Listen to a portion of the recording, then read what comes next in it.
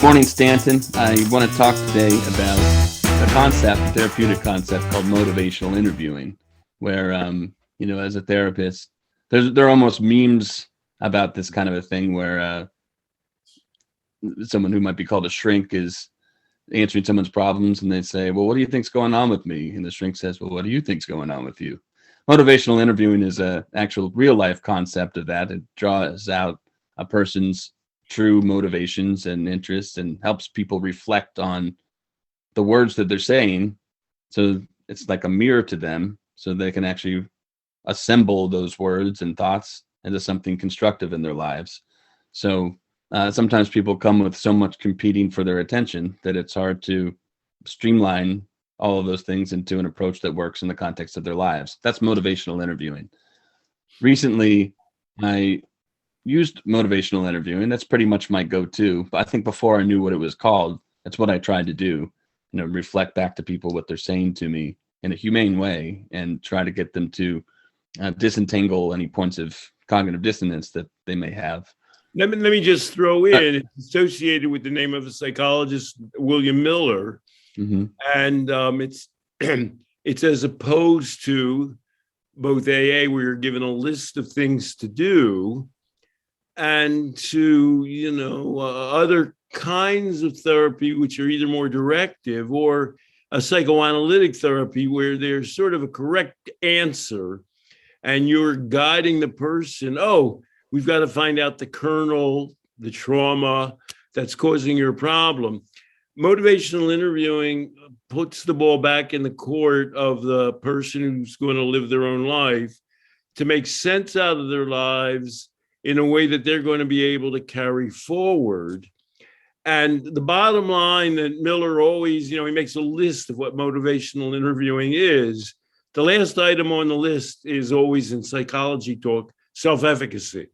Mm-hmm. Because the idea is, if you've gone through the exercise of clarifying in your own mind what the problem is, how you see it, and where it fits in your life, and what resources you have for dealing with it, it's you. You own everything. And that's the bottom line definition of self-efficacy. I can think of an example off the top of my head where somebody was telling me that I have a real issue with my mother. It's family dynamics, but it's mostly my mother. And she was rough to me when I was growing up. And I don't know if I really forgive her for a lot of things that she did to me. Yet, she's part of my life anyway. I see her at Thanksgiving dinners. I see her when we bring our children to see her. And it's a point of contention. So you could imagine like an AA sort of way of thinking, or an instructive way of thinking, to say, here's what you need to do. All right, so you need to tell your mom. So that would be one way, whatever the advice is. And you could imagine the psychoanalytic version, and then that could get messy real quick. Okay, so you need to deal with the deep-rooted trauma that you have, ideas about your mother through childhood, and let's tackle those forever. And that might be a caricature, but maybe not in some cases. Motivational interviewing would be something more like asking the person, so you had turbulence in your childhood associated with your mom, yet your mom's still an important part of your life. I mean, you choose to go see her, you choose to spend time with her. She is your mother. So why is it important to you that you continue a relationship with her? And you might eventually get to the point where you're saying, so how can you reconcile the idea that there were difficulties in the past with who she is now and what you appreciate about her now?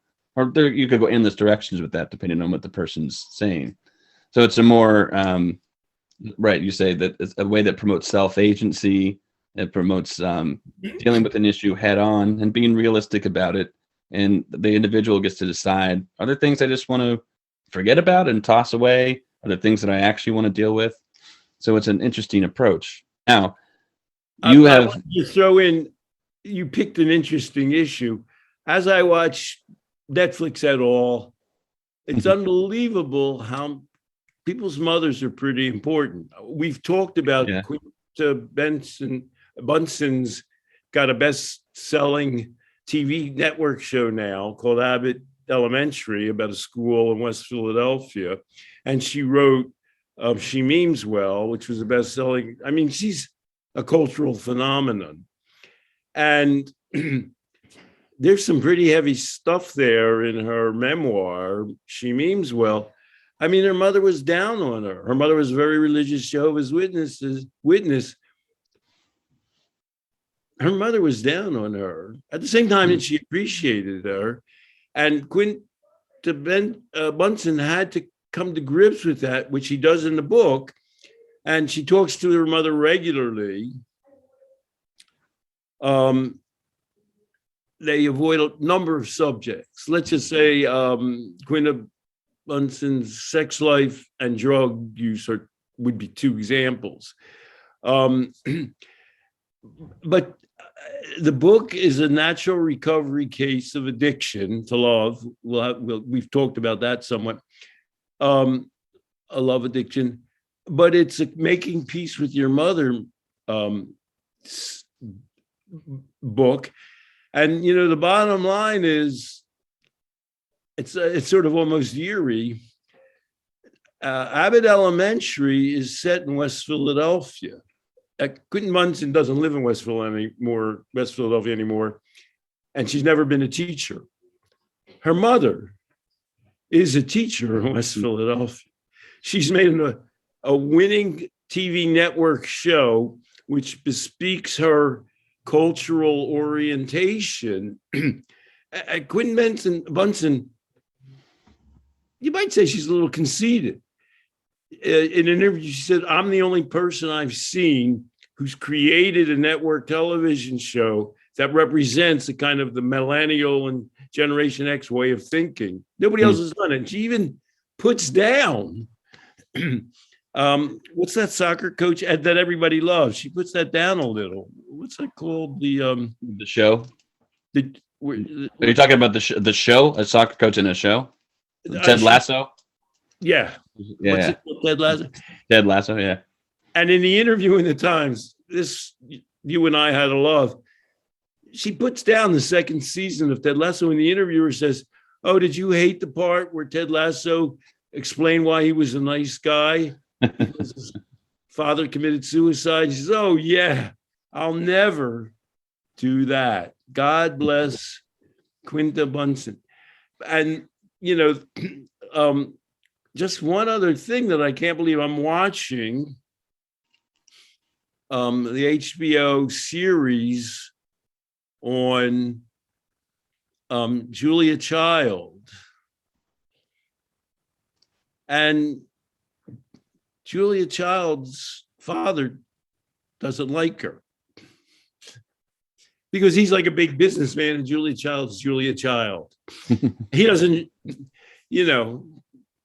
she's a European file, and her father thought she'd never make a cent. Of course, she became a billionaire. She certainly commanded a lot of resources. And every interaction with them is a put down. It's I'm just watching Julia Child. Oh, this is interesting. It's painful to see their interactions. And when he leaves after a visit, she goes, "Well, this has been a really wonderful visit. I really..." And in the same way that Quinta Bunsen gets down to a point, she says, "I know I'm not disappointed you in many ways, but ironically, I'm actually running a business like you did. And, I've gotten a lot from you," which is Quinta Bunsen could have said exactly the same thing. "And I love you." It's sort of a psychodrama, but, people's dealings with their mothers, they're major, and people have to make peace with them. So motivational interviewing is a way of allowing a person to self-direct themselves towards a balanced view of both of their past, their present, and maybe an optimistic future, or at least a constructive one. So you don't hold too much weight on things that you can't control, and you do that. The client, the person on the other end of motivational interviewing, does that in a way that they can tolerate. They have the actual emotional and intellectual bandwidth to make sense of and tolerate. It's on their terms. You have a trick that falls, I guess, under the umbrella of motivational interviewing, and I appreciate the alliteration, you call motivational misdirection. And I mean, you kind of just came up with that, but and I've recently pulled that trick for various reasons. You know, I have thought about it. I'll explain it. I have thought about it before as a little bit of trickery, like, oh, this kind of feels nearly like unethical, like I shouldn't be walking them into a trap. But it's become very useful. For instance, a lot of people who come to our program have a problem with alcohol or drugs or something else, and many of them have quit smoking in the past. And they think of that as like, yeah, I quit smoking, but can't we talk about my heroin addiction? But if you get down to, well, what was it? How did you quit smoking? I mean, that's a tough one. And then they talk about how they quit smoking. They soon see easily the parallels between their difficulties with smoking versus their difficulties with whatever it is, a drug like heroin or drinking or some other sort of process in their lives that they're wedded to. So I use that a lot, and I think about when the best times are to use it, and it's usually like as a last resort secret weapon, almost like, well, how do we really rearrange the way that you're thinking about this? So if you don't mind, I'll just give a case study. I'm going to change a little bit of information. It's kind of fresh, okay? But there is a person it's a woman, and she's very well to do and has had issues drinking, and she can't understand why she even seeks alcohol. What sensation she's seeking from drinking. She drinks enough and it causes enough distress in her life that it's a problem for sure. She gets that. But the question that we ask every one of our clients, one of a series of questions, is what sensations are you seeking when you're using this thing or when you're involved with this thing? And she had no answer for it. And, you know, my first reaction to that is usually that person maybe didn't understand the question. So I tried to, she had no answers for it. I tried to say, other people have had some success answering the question, if this thing were to become a problem in the future, what are the elements that might make it a problem? You know, what environment are you going to be in and who are you going to be with? What time of day? So that's a way of like putting a future orientation to it that maybe people can make sense of, since it's not right now. Oftentimes people in right now don't have the problem. They're in some sort of, you might call it a remission from their cycle. So they have a hard time thinking about it. Well, she still said, I have no idea. I mean, she said, I can't answer a future oriented question if I don't even know what I would be seeking right now or have been seeking in the past.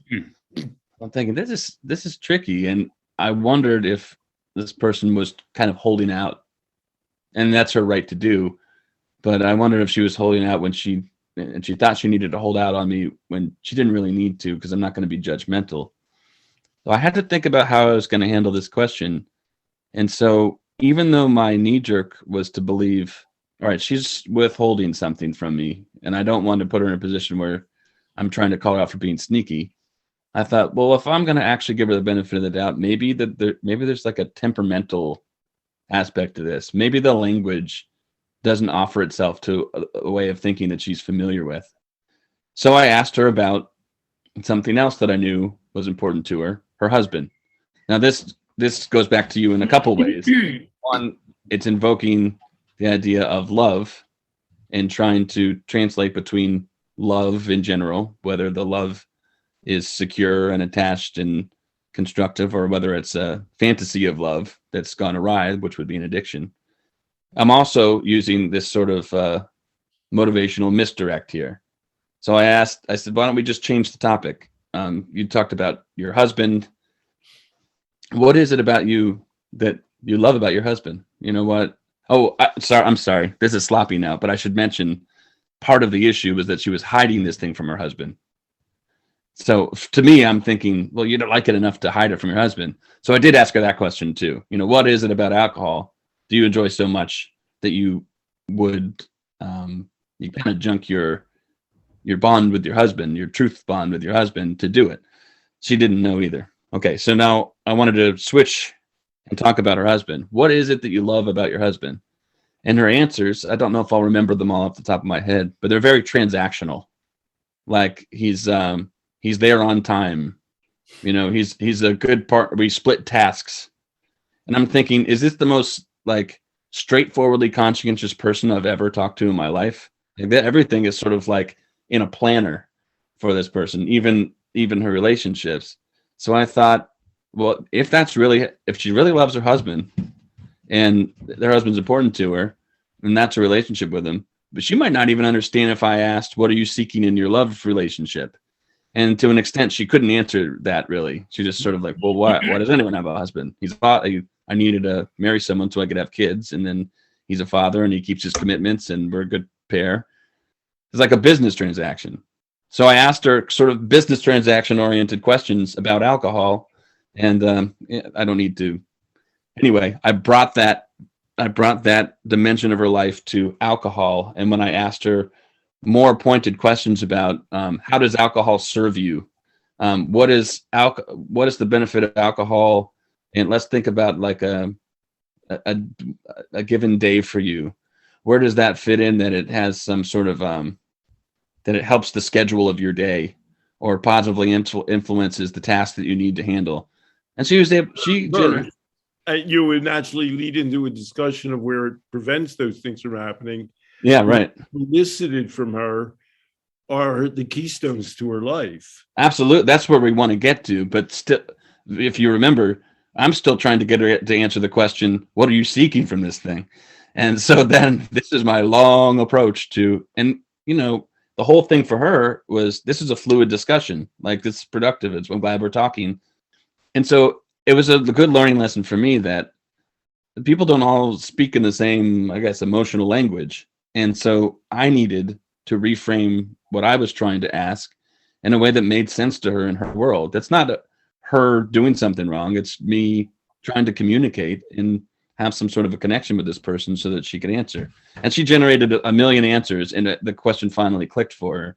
And so that will inform the way that I speak to her, and she might speak to me going forward. So, it's fascinating, your whole description. I mean, our job is not to make people more insightful about life and more psychoanalytic. There's some people, that's maybe many or by far most people, that they don't analyze their own lives and their own behavior. They're operating on a different plane. And apropos of self-efficacy and motivational interviewing, that's the plane they live their lives on. That's the plane they're going to have to deal with. And so you want to operate on that plane. You don't, it's amazing how often when Chris Rock describes how great his therapy was, he was a small kid and he got beat up a lot. And so one day he put a brick in a bag and he hit somebody with it. It could have been way negative reactions to that. And so the therapist said, well, that's why you've been afraid ever since then to assert yourself, because you see asserting yourself as being putting that brick in the bag and hitting somebody. So it's a whole long way around explaining how Chris Rock deals with the world. But there are a lot of people who deal with the world in the present looking at him without confronting issues. Mm-hmm. And the question is, what kind of life skills is he going to need to deal with that situation? That's the level at which we deal with things. And we get to that place by saying, well, what problems do you experience in dealing with other people? Well, I'm not assertive enough. And operating out of their kind of a framework. And the misdirection approach is, if they're having trouble dealing with it in one sphere, let's pump it over in a way that almost seems like, what's he talking about now? Or how accidental is that? Mm-hmm. That he's pointing out. That's why I call it misdirection. She's talking about her drinking, and all of a sudden you say, well, let's talk about your husband. Although, she hasn't told her husband about her drinking concerns. So that, has occurred to you already. But what you're saying is, well, let's deal with an important area of your life that you've come to grips with and you have a satisfactory way of dealing with it. Let's look at that framework. You gave the example of people who've come to you because they want to, deal with drinking or heroin or opioids, and they've already quit smoking. that's a special example. And you say, well, let's talk about your quitting smoking. And they say, screw that. I'm not here to deal with this. And, somebody can say, why are we talking about my husband? I'm here for a drinking problem. But you're trying to put it in a sphere where they have a clearer vision of how they proceed step by step in that area, where they've had some success and, very possibly some problems. I mean, you could say, what was the biggest blow up you ever had with your husband? Where did that come from? Why was there this big misunderstanding? Because you generally get along very well and you value getting along very well. So you're putting it in an area where it's less contagious, less radioactive, and you're getting to go through a thought process. That same thought process is the one you're hoping to get them to go through in the addictive behavior area. Of course, motivational interviewing in general is about also, getting people to open up and think about things maybe differently or restructure the way they're thinking and letting them do it on their terms. It's also about helping them connect the dots when there are some sort of parallel or analogous situations or philosophies. And the way that I've always thought about that is it needs to, if there are two concepts that a person is struggling over, you need to keep those kind of contained so that you don't go too far afield. But what I'm learning, and with help from you and some of, I still read your past work sometimes if I get stuck, and to help inform me. It doesn't matter how far away you get from what seems to be the topic. If you're talking about a person's life and how they deal with life, you're now speaking their language. You're connected in a way that helps serve you, the clinician or the coach or the counselor, so that you can be more instructive and helpful and speak to the person no matter in any other area in a way that actually makes sense to them. And I think that's an enormous benefit. And it doesn't matter. You can't get so far away that you'll never connect the dots. Maybe the two concepts won't intersect in that person's mind, but at least they have in yours. And so that that inspires the way. That's really, I mean, they do have the term paradoxical foray in motivational interviewing, where they'll say, oh, so you'll never quit smoking. And then the person says, wait a second, I didn't say that. But Right. Our paradox is, we're supposed to be talking about X. That's what they're paying to talk about. Let's jump. We're not coming up with the farthest thing that we've ever thought of, but let's come up with something that even to us seems like it's in a different ballpark. But it is something that's in their lives that they're concerned about. And let's play ball in that ballpark and see where we get to. Right. So it's the misdirection, it's the paradox. And as a therapist, or a helper or a coach, what we're asking you to do is there something else about this person, some other area of their life that's important to them, that's noteworthy? I don't know exactly where I'm going. Let's talk about that. And, that actually lends itself easily into the work that I do on a daily basis with kids and then with their teachers or with their parents. If I see a kid who's struggling to sit down for 80 minutes in a math class or put the math concepts together or writing or whatever it is, and then, the idea is the kid has this deficit, I always am concerned that what else about this kid? What else is there about this kid? Because I don't want him spewing back the language, oh, I'm defective, I'm defective, I'm defective. That's going to become self-fulfilling. If I see that same kid is a tremendous athlete or is creative and is an artist or something else, I always try to rope in, look at these skills that you have in all of these areas. How can we, whether I'm talking to me and a teacher or me and the child, how can we rope in these skills that are transferable through life into the classroom where obviously you're having a hard time? Let's focus on that. And so I think that may have come a little bit more naturally for me in being able to do, but I do hope that, that can be a way of thinking for all people who are helpers. I think that the fact you're aided in doing your work from coming from a developmental and a school specialty, because we seem to lose that recognition with older adults. Well, with a kid, it's more natural to say, well, he's down on himself, or he's obviously, or she's having a problem. but let's look at their strength-based fortitude, and their skills. That's a more natural process. And somehow we lose that in transitioning from working with children to working with adults, but it's remarkable how often it applies there as well. Well, here's another example of that too, and then I can let you have the last word if you'd like. There's I work with a person who I really admire. His way of thinking is similar to yours and to mine, and who works with kids. And he was really upset the other day because a child in second grade actually said to him, "I used to love school, but now I think it's the worst place ever." And so that struck him. That informed the way that he wanted to work with the kid. Like this kid was in some sort of extreme distress that needed to be pulled out of. And that's alarming. You hate to hear a kid say, "I used to love this place, now it sucks." But then I started working with the kid and I realized that he just kind of talks like that. "This is the worst game ever. You're the worst person ever." But the same person, "You're not my best friend anymore." But then he's hanging out with that person. So I use that same sort of concept, I guess you'd say, that in an opposite sort of way, to allow people to express themselves, but you have to understand what it is that they're trying to express with the language that they're using, which I think is also very interesting about this case that I'm still learning from with the LPP client. So I was able to help inform this guy, "I think that you're making this an emergency in your mind, but even though we don't want someone to hate school, you might take with a grain of salt or try to understand what it is he's saying when he says those words." It's his mode of discourse. Right, He relates to the world by pointing out negative things about it. You may not be able to change that, where that's coming from, right. but you want to calm down.